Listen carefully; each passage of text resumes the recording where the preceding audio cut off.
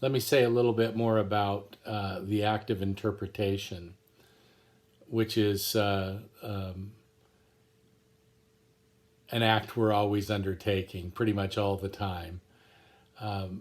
It because we're finite, because we're creatures limited by perspective of space and time and culture and language and all kinds of other factors, we of necessity interpret our way through the world.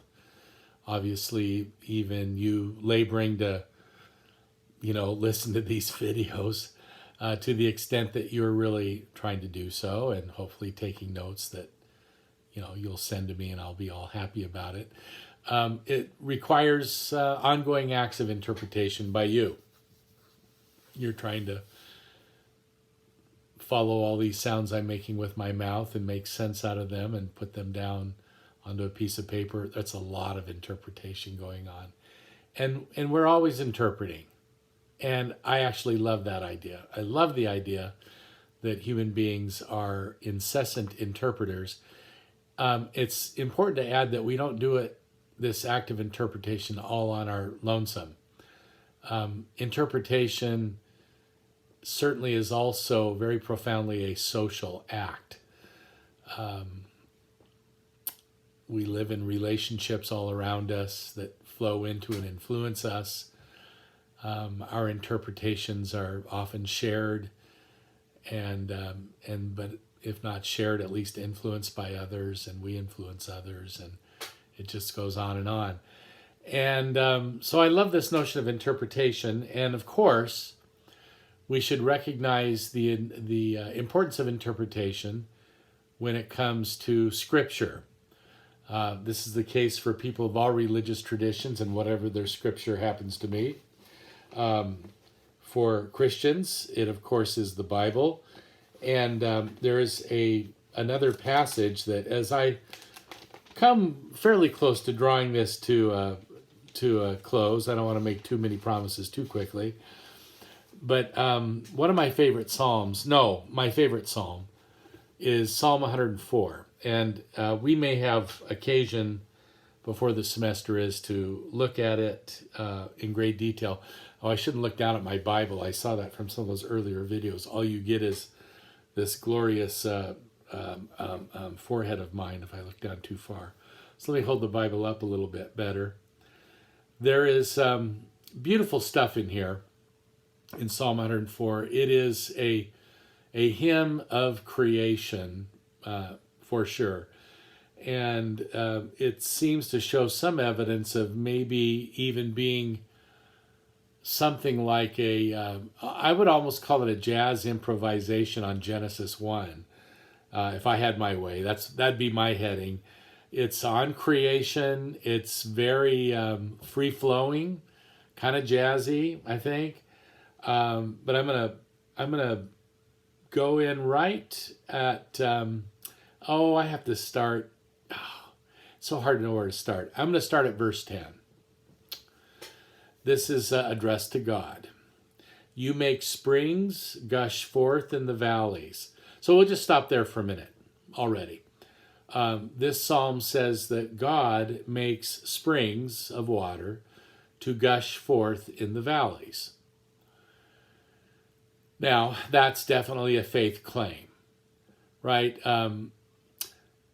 You can see springs gushing forth in valleys without necessarily going, oh, God is making that happen, right? An atheist wouldn't say that. And an agnostic would say, I don't know. I'm not sure. An agnostic might even say, well, I'm not sure about God, but I'm pretty sure God isn't making that stream gush forth in the valley. The point is, it's an interpretation. It's an interpretation of what waters do in valleys, that God makes these springs gush forth. By the way, we should add, everything we've said so far, we said in the light of 2 Corinthians 4. This, of course, is in Psalm, what I'm reading now, which is in the Old Testament. In fact, the Psalms, as some of you know, are basically the Jewish tradition's hymn book, really, for centuries. So when a Jew reads Psalm 104 and it says that God makes springs to gush forth in the valleys, a Jewish person generally would not see this as God as revealed in Jesus Christ, but God as revealed in the history of Israel, in the commandments to the people of Israel, through the prophets. So in other words, even as a Christian, when I read, "You, O God, make springs gush forth in the valleys," I read this as a Christian with a kind of Christian lens and commitment. So my reading will be a Christian one. The God who makes springs to gush forth in the valleys is the one who has been made known to us in the face of Jesus Christ. A practicing Jew would not say that.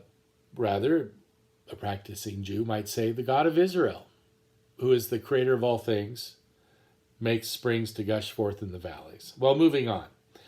They, that is the springs, the waters, flow between the hills. I just love that image. Flow between the hills, giving drink to every wild animal.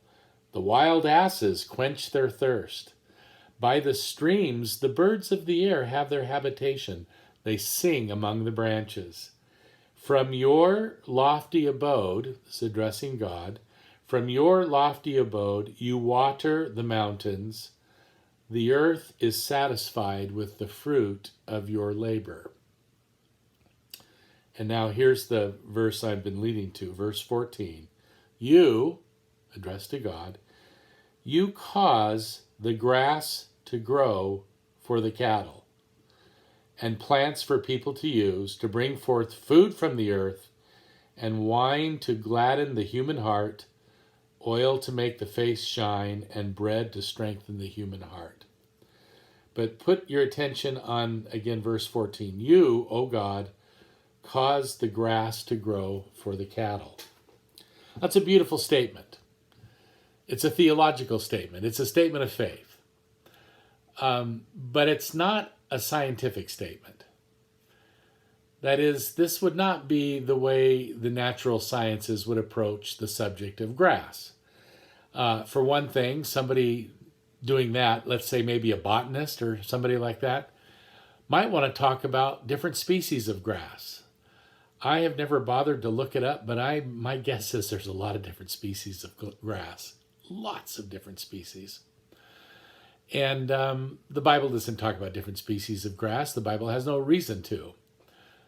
None of the authors of the Bible would have quite had the notion about species, although I would be surprised if they didn't also recognize there are different kinds of grass. But here's the point.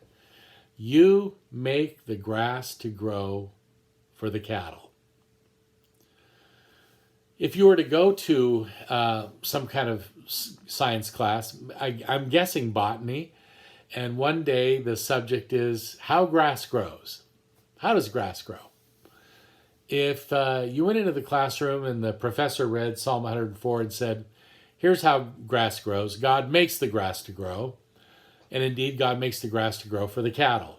And that's all you really have to know, because that's what Psalm 104 tells us. Well, we might love Psalm 104 as I do, but we would recognize, hopefully, that's not really science. We haven't said anything about soil or nutrients or root systems or light from the sun and photosynthesis. And I might have missed something, probably water. All the things that help grass to grow, let alone whatever different species there are of grass. If somebody just said, no, look, the only science you need to know is that God made it. God makes the grass to grow. Well, I'm going to say again, that would not be natural sciences. God makes the grass to grow is a beautiful theological statement. It's kind of poetic. And I love it. I love the notion that even a blade of grass grows by the power and presence of God. But the moment I said that, I'm no longer making a scientific statement. I'm not making a statement that's subject to the canons, if you will, or the standards or the criteria of the natural sciences. Now, I believe it's true that God makes the grass to grow, but once I've said it that way, I should recognize I'm saying this as a person of faith who sees all of the universe as God's creation, and that God is intimately invested in it, even making that single blade of grass to grow. If we were to ask, well, what's God's actual duty there? What is it that God's doing? If I can describe it all pretty much in terms of naturalistic factors, what's left for God to do? And I have a feeling that that question might be misguided. I'm not sure, but I have a feeling. Certainly, one thing I'd want to say is when we employ the language of natural sciences, if we're people of faith, we are also assuming that what we're describing as natural processes are nevertheless also descriptions of divine activity. It's not like God is hiding off, kind of pulling different strings. We're actually observing naturalistic processes that are, I want to say, that are divine activity. Now, there may be more to divine activity than that. And when we get to cosmology and talk about things like why the world exists to begin with, let alone blades of grass, why does the universe bother to exist? We'll have recourse to a doctrine of God again. But for now, I just want you to appreciate that if we take that statement from Psalm 104 and use it as a kind of clue or a key, it might help us to recognize that the Bible, and I know I'm just talking about one verse, but I think this is a good illustration. The Bible's intent or purpose is not to teach us science. And the moment that we assume that that is the Bible's purpose or intent, we're already now expecting of Scripture ideas or teachings or concepts for which it was never written or intended. This is an extremely important point. And obviously, it becomes really crucial when it comes to things like Genesis chapter 1. We will save that discussion for next week. I'm going to come back with a little bit more video just about the class, but I think I've set up some of the main big ideas that will be sort of in the background throughout the semester. Thank you.